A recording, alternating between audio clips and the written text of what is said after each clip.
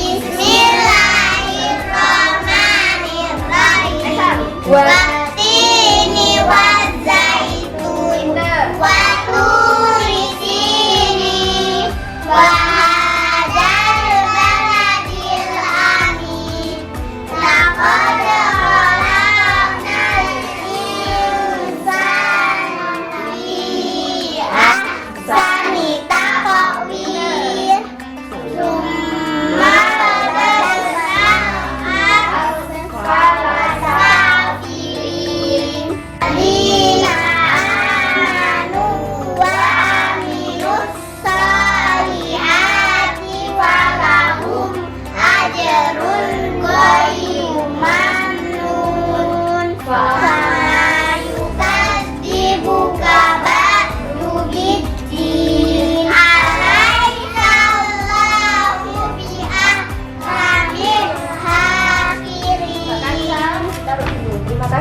Rahim.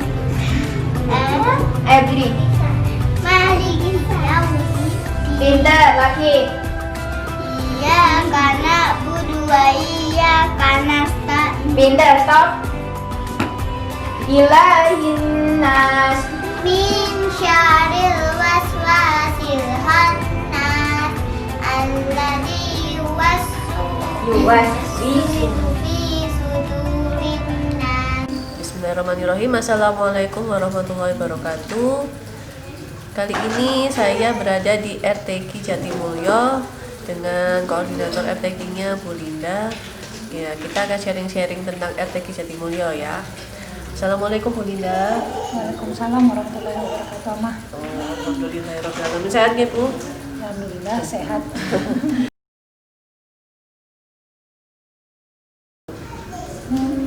Hampir 2 tahun ini. Hampir 2 tahun ini.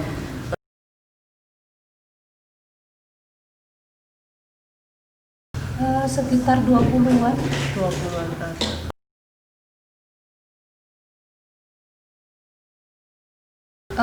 Pandemi ini kita maksudnya di akhirnya kita pecah ya bagi 3 untuk biar ngatur jarak anak-anak. Mereka tidak terlalu banyak sosialisasi, kita membatasi. Tapi juga tidak banyak juga sih anak yang masuk. Cuman kami berharap kalau online kayaknya kurang tanggung jawab untuk ini. Jadi kami memutuskan untuk offline aja. Cuman kami berusaha ngatur jarak supaya tidak sosialisasi mereka. Jadi memang jumlahnya lumayan juga sih yang masuk, cuman seberapa dibanding yang sebelumnya. Tapi insya Allah masih lebih dari separuh insya Allah yang masuk. Cuman ya kendalanya sih ya sudah namanya anak-anak mungkin karena tidak banyak yang datang, jadi mungkin mereka merasa semangatnya juga agak kendor ya. Jadi terasa harus ini aja dimaklumi dan dimotivasi terus insya Allah.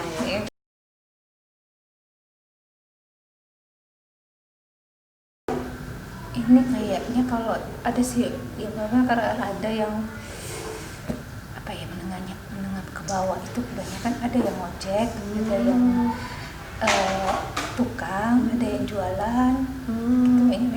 Itu sih sekitar ini ya seperti itu. Ada juga yang beberapa orang sih memang backgroundnya ya pegawai, yang mungkin ya bapaknya ibunya pegawai negeri. Tapi itu cuman beberapa anak saja, tidak sampai separuh. Lebih dominan mereka yang ya tenaga lepas. Iya, ada yang mungkin ibunya menyambi dengan jadi PRT, ada. Jadi ya memang sesuai dengan yang sebenarnya target awal saya memang seperti itu. Karena saya merasa kalau orang yang seperti itu punya kepingin anaknya jadi seorang tahfiz, sementara biaya untuk masuk ke rumah tahfiz yang berbayar itu mungkin bagi mereka bagaikan tembok Cina yang entah sampai kapan mereka bisa panjat gitu ya.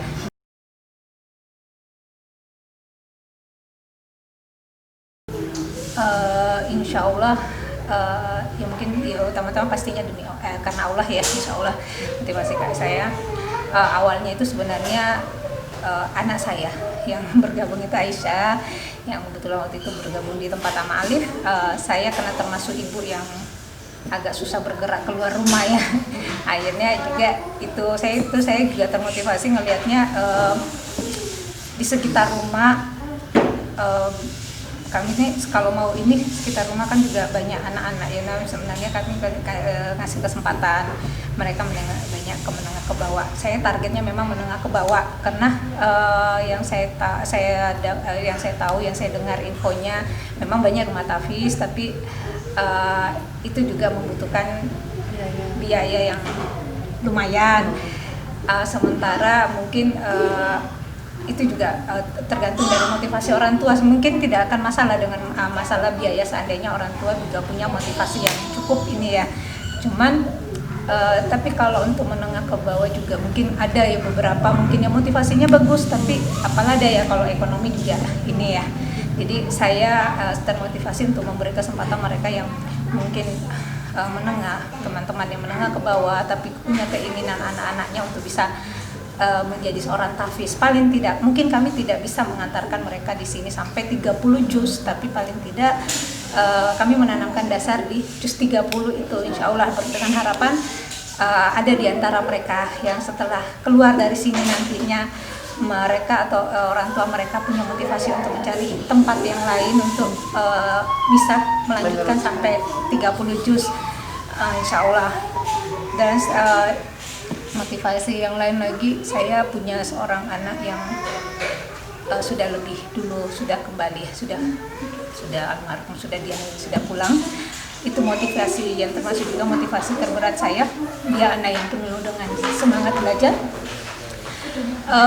Dulunya dia paling suka masa dia hidup itu dia paling suka mengundang anak-anak sekitar rumah, anak-anak kampung di sekitar rumah, untuk kami di perumahan, ngasih les ini apa aja pelajaran.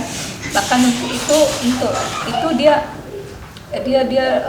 menyisihkan uang jajannya untuk bisa ngasih bonus ke anak-anak ini yang semangat belajar. Dia semangatin itu, jadi nanti dia berikan apalah hadiah kecil untuk anak-anak yang dia lesin itu.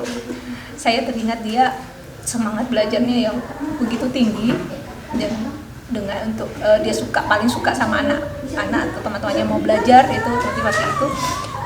Akhirnya saya kepingin menyenangkan dia, saya kepingin anak saya bisa tersenyum walaupun sudah tidak ada lagi di sama saya, tapi paling tidak dia tersenyum dengan ikhtiar orang tuanya untuk mengasih kesempatan anak-anak yang lain untuk bisa belajar, kalaupun mungkin beda. Kalau dulu dia mungkin ilmu ini ya, nah kalau sekarang mungkin kita lebih ke ilmu akhirat seperti saya ya.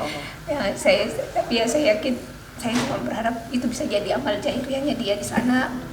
Dan yang terakhir juga saya ingin rumah saya menjadi rumah yang barokah. Amin. Karena saya tahu rumah, semua harta yang ada mungkin tidak seberapa yang saya punya, tapi saya ingin sekali, saya bilang itu cuma titipan. Saya mengajarkan anak saya itu cuma titipan. Kalaupun kita dikasih rumah seperti apa, itu cuma titipan, semuanya punya Allah. Dan saya kepingin rumah kami bisa jadi berkah dengan rezeki yang barokah. Ditempatin rumah saya bisa menjadi tempat orang menuntut ilmu, apalagi itu ilmu Allah, ilmu agama yang dari Allah. Saya berharap dari keberkahan itu, insya Allah keluarga saya bisa mendapatkan berkah dan mendapatkan ridhonya Allah, insya Allah. Kalaupun soal ada balasan apa-apa, itu hak Allah, bukan hak saya. Saya tidak berharap ada apa-apa, cuman saya berharap bisa mendapatkan keridhaan Allah, keberkahan dari apa yang Allah sudah kasih sebagai bentuk rasa syukur saya sekeluarga dengan apa yang Allah kasih ke kami. Mudah-mudahan bisa jadi jalan kami untuk bisa lebih dekat sama Allah. Amin ya rabbal alamin. Semoga Allah memudahkan semua niatan ibu ya Bu. Juga untuk bisa mendapatkan berkahnya Mbak siapa tadi? Mbak Vivi sama Vivi. Semoga Allah selalu melindungi dan memanjangkan kuburnya, menerangi tuburnya. Dulu makanya pernah saya mendengar ada waktu awal membuka ini kita sama-sama waktu itu dia orang itu Mbak itu ngomong ya, tapi itu berbayar, itu kan sebagai motivasi orang tua Bu, biar mereka punya motivasi untuk punya tanggung jawab untuk menjadikan anaknya seorang tahfiz. Saya bantah, memang saya membantah waktu itu. Saya bilang seorang perampok sekalipun, seorang pelacur sekalipun, itu kepingin punya anak yang soleh-soleh, kepingin punya anak seorang tafisah. Tapi apalah daya mereka kalau sekedar kepingin tapi tidak ada kesempatan. Untuk mendapatkan kesempatan itu mereka harus butuh biaya yang lumayan, sementara buat makan saja sudah susah. Nah, bukan tidak termotivasi, bisa saja mereka mungkin ini, tapi seberapa kuat mereka berikhtiar, seberapa besar motivasi itu untuk mereka ini kan wujudkan. Kalau mereka tidak punya finansial yang ini, bekerja seperti apapun ya sama lah sebenarnya kita, kayak kami, kebanyakan anak-anak kami di sini yang misalnya orang tuanya kucek, atau yang kuli bangunan, atau yang ibunya PRT, mereka tidak punya motivasi, mereka punya motivasi kepingin anaknya jadi tahfiz, tapi dengan nominal finansial mereka untuk makan sehari-hari saja bahkan mungkin ngepas, terus untuk menyisipkan buat biaya yang tidak sedikit itu dari mana? Ya mungkin ya sudah, mereka akan cukup bersyukur kalau mereka bisa taruh ke TPQ anaknya ya. Nah, saya berharap kesempatan ini bisa dipergunakan. Makanya saya selalu motivasi ibu-ibu, tolong ibu-ibu, bukan berarti kami gratis, tapi lantas ibu-ibu mau dengan santainya memotivasi anak untuk datang ke tempat kami, bukan. Dan bukan kami minta dihargai, bukan, tapi tolong motivasi diri ibu, pakai kesempatan, gunakan kesempatan yang kami beri. Kami tidak memungut bayaran, insya Allah kami juga tidak berharap pujian atau apapun dari itu, insya Allah kami tidak berharap itu. Cuman kami berharap fasilitas yang kami siapkan dimanfaatkan sebaik-baiknya. Jadi kami ikut merasa senang melihatnya itu saja, dan kami berharap ibu-ibu yang lain juga bisa punya kebahagiaan kalau suatu saat anaknya bisa jadi seorang tahfizah, insya Allah. Saya cuma motivasi seperti itu ibu-ibu. Jadi saya bilang walaupun kita gratis, tapi kita punya komitmen untuk punya tanggung jawab mendisiplinkan anak untuk datang tepat waktu dan menghafal, mengerjakan tugas atau menghafal murojaah sesuai yang kita targetkan, karena kita punya target, bukan berarti kita gratis tidak punya target. Kita gratis tapi kita punya target. Nah, motivasi untuk mencapai target itu yang saya selalu ini kan anak. Mungkin saya termasuk salah satu yang mungkin agak ketat ya, kalau agak keras apa mereka istilahkan ya, karena saya beberapa kali iya, mungkin mereka agak ngadu juga kalau itu kadang jadi kayak warning ke orang tua.